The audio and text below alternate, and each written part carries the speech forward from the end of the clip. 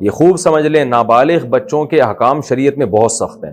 نابالغ بچے کی رقم اس کے کام میں ہی استعمال ہوگی، اور کام بھی ایسا نہیں کہ اس کو فضول چیزیں خرید کے دے دی، کھلونے ولونے دے دیے، وہ کھانے پینے میں اور ان علاج، ضروری علاج معالجے میں ہی خرچ ہو سکتی ہیں.